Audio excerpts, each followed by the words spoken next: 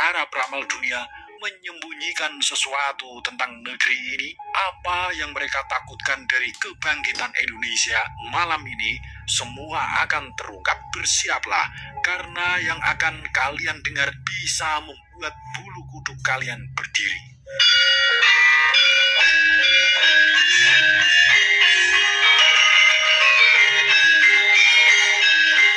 Assalamualaikum warahmatullahi wabarakatuh. Salam waras-waras wae.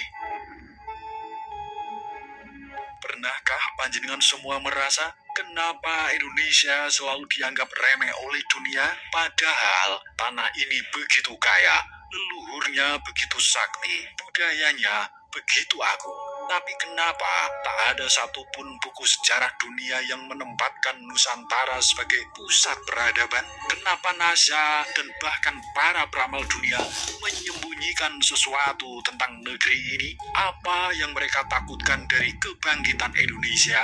Malam ini semua akan terungkap. Bersiaplah, karena yang akan kalian dengar bisa membuat bulu kuduk kalian berdiri.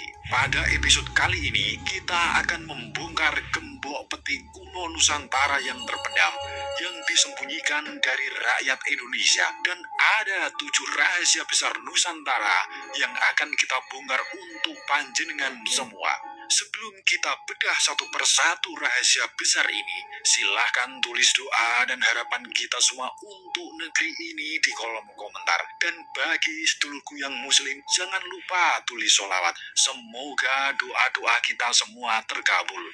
Yang pertama, Nusantara adalah poros dunia yang sengaja dihapus dari sejarah. Di peta kuno Cina, India, bahkan Arab, kawasan ini bernama Indonesia disebut sebagai tanah surgawi, pulau emas, dan negeri para dewa. Tapi mengapa anak-anak bangsa kita justru dicekoki sejarah yang seakan-akan kita ini bangsa yang dijajah, bangsa yang lemah, dan baru kenal teknologi setelah Belanda datang? Dari sudut pandang spiritual, ini adalah pengaburan frekuensi leluhur. Mereka tahu kalau rakyat Indonesia tersambung kembali dengan energi nenek moyangnya, maka kekuatan luar biasa akan bangkit. Secara geopolitik, lokasi Indonesia berada di titik silang dunia, kaya sumber alam, jalur dagang, dan bahkan portal energi bumi. Ini bukan rahasia baru. NASA sudah tahu ini sejak tahun 1970-an. Tapi mereka diam, mereka menyembunyikan. Mengapa? Karena jika dunia tahu kekuatan sejati Indonesia, mereka takut kekuatan global bisa terguncang.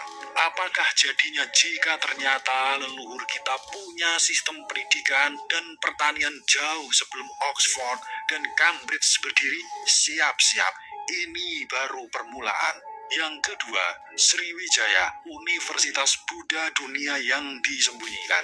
Sriwijaya bukan sekedar kerajaan maritim. Ia adalah pusat pendidikan spiritual dan filsafat dunia. Bukti sejarah menyebutkan biksu terkenal seperti Ising dan Atisa datang belajar ke Sriwijaya. Di masa itu, Eropa masih gelap gulita dan zaman kegelapan. Bayangkan, saat orang-orang Eropa belum bisa baca tulis, anak-anak Nusantara sudah belajar filsafat, bahasa Sanskerta, dan astronomi. Kapal-kapal Sriwijaya menjelajah hingga Madagaskar, India, dan Tiongkok. Diplomasi mereka dihormati di 3 benua. Secara spiritual, Sriwijaya menyimpan rahasia ilmu ketenangan batin, pengendalian energi, dan kearifan langit. Semua itu lenyap dari buku sejarah kita. Pertanyaannya, siapa yang menghapusnya dan untuk kepentingan siapa? Apa panjenengan semua pikir sistem pendidikan modern hari ini adalah puncak peradaban? Kalau iya, bersiaplah, karena kita akan membongkar sistem super canggih dari Mataram kuno yang tak banyak diketahui. Yang ketiga, Mataram Hindu, sistem sosial dan spiritual yang tak tertandingi. Mataram kuno bukan sekedar membangun candi Prambanan dan candi Borobudur saja. Mereka membangun sistem sosial yang stabil selama ratusan tahun tanpa korupsi, tanpa inflasi, tanpa mental penjilat. Mereka punya sistem pertanian subak yang mirip di Bali sekarang, tapi jauh lebih kompleks. Teknologi hidrologinya bahkan membuat insinyur Belanda angkat tangan. Dari sisi spiritual, Mataram membangun candi tidak hanya sebagai tempat ibadah, tapi sebagai pusat energi bumi sinkron dengan rasi bintang. Dan ini bukan sesuatu yang bukan kebetulan. NASA tahu ini, tapi mereka bungkam. Karena jika dunia tahu energi spiritual Indonesia terkoneksi dengan semesta, akan terjadi lompatan kesadaran global. Dan Barat tidak siap untuk kalah. Majapahit bukan sekedar kerajaan.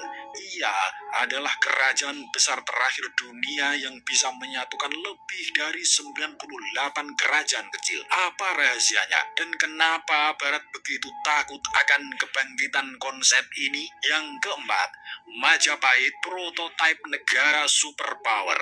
Majapahit bukan hanya kerajaan, ia adalah prototipe Indonesia modern. Di bawah Gajah Mada, Majapahit menyatukan ribuan pulau dengan sistem maritim yang bahkan melampaui kekaisaran Inggris. Bahkan semenjak era Kertanegara dan Singosari, mereka sudah menguasai peradaban dunia dan perdagangan lewat ekspedisi Pamalayu. Kubilaikan saja tak berdaya oleh kekuatan kerajaan asli Nusantara. Ingat, Inggris baru bisa menjajah saat mereka belajar dari Nusantara.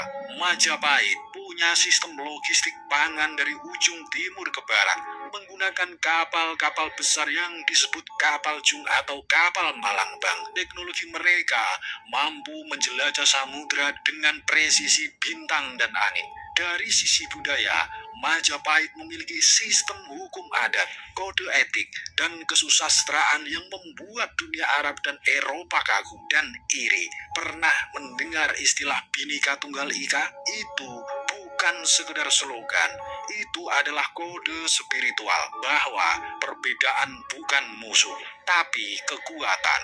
Jadi siapa sebenarnya musuh Indonesia? Jawabannya, mereka yang takut akan kebangkitan kesadaran bangsa ini. Dan siapa yang berusaha menutupi sejarah kita?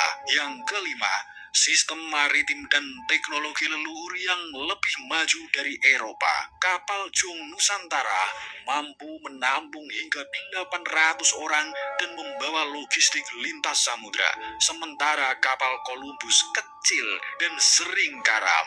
Nusantara punya kompas, peta bintang, dan teknologi pelayaran jauh sebelum Vasco da Gama menjejak India. Sistem pertanian dan ketahanan pangan berbasis spiritual, menyelaraskan musim, energi bulan, dan pola air. Ini tentang teknologi hidup yang tidak bisa dicuri begitu saja. Jika leluhur kita sebegitu hebatnya, kenapa kita diajarkan seolah Indonesia baru kenal dunia setelah Belanda datang?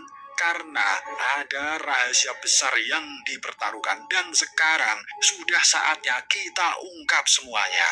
Yang keenam, pedagang Arab, Gujarat hingga Eropa ingin nunut hidup di Nusantara. Kenapa pedagang Arab, Gujarat, India hingga Eropa datang ke sini? Karena mereka tahu ini bukan sekedar tanah kaya, tapi tanah berkah. Kopi, rempah, emas, kayu manis, cengkeh, minyak atsiri, semua ada. Tapi yang paling dicari bukan itu. Yang dicari adalah kearifan lokal, ilmu spiritual, dan rahasia kesehatan tubuh dan jiwa dari para resi dan empu Nusantara. Bahkan pedagang Portugis mencatat penduduk kepulauan ini hidup damai, sehat, dan punya ilmu yang tak kami mengerti. Jadi, siapa yang biadab? Siapa yang beradab? Sejarah dunia memang ditulis oleh penjajah, tapi kebenaran tidak bisa ditutupi selamanya. Rahasia besar Nusantara sudah saatnya terbongkar. Mereka datang dengan kapal dagang, tapi pulang membawa harta spiritual dari Nusantara. Lalu mereka balik lagi, kali ini dengan bedil, meriam, misi agama dan propaganda. Yang ketujuh, rahasia spiritual Nusantara yang masih aktif sampai hari ini. Leluhur kita tak cuma meninggalkan candi dan prasasti, tapi juga jejak energi, frekuensi doa, dan kode DNA spiritual yang masih hidup. Gunung, laut, dan sungai di Nusantara adalah simbol energi, seperti cakra di tubuh manusia. Makanya banyak orang luar yang datang untuk bertapa, meditasi, yoga, kontemplasi di Indonesia. Mereka tahu ini bukan sekedar liburan, ini adalah proses inisiasi spiritual. NASA sendiri pernah memetakan bahwa area Indonesia memancarkan resonansi Schumann yang stabil. Ini frekuensi bumi yang bisa menyembuhkan. Tapi mengapa ini tak diajarkan di sekolah? Karena mereka takut kita semua sadar siapa diri kita, rakyat Indonesia sebenarnya. Bayangkan kalau seluruh rakyat Indonesia sadar jati dirinya, tidak akan ada bangsa yang berani menginjak-injak kita lagi. Sekarang kita hidup di zaman informasi yang membanjiri, tapi sayangnya banyak dari informasi itu adalah propaganda. Mereka dibayar, podcaster bayaran, sejarah yang dipelintir. Tujuannya satu, memecah belah kita, membuat kita lupa siapa kita, menghapus sejarah Nusantara yang adiluhung. Waspadai mereka yang menyebar hoax dan membuat gaduh di negeri ini demi uang. Jangan ikut permainan adu domba, jangan mau dipecah belah oleh kepentingan asing. Bangkitlah dengan kesadaran, bersatulah sebagai bangsa yang punya warisan spiritual, budaya, dan peradaban besar. Kita bukan bangsa bodoh, bukan keturunan monyet. Kita adalah anak-anak dari peradaban agung yang tertidur. Dan sekarang saatnya bangun. Sak beja-bejane wong kang lali, isih bejo wong kang eling lan waspodo. Karena yang lupa akan sejarahnya akan hancur masa depannya. Tapi yang eling dan memperoleh kesadaran akan membangkitkan kejayaan yang tertidur. Suradiraja ningrat lebur dening pangastuti. Wassalamualaikum warahmatullahi wabarakatuh.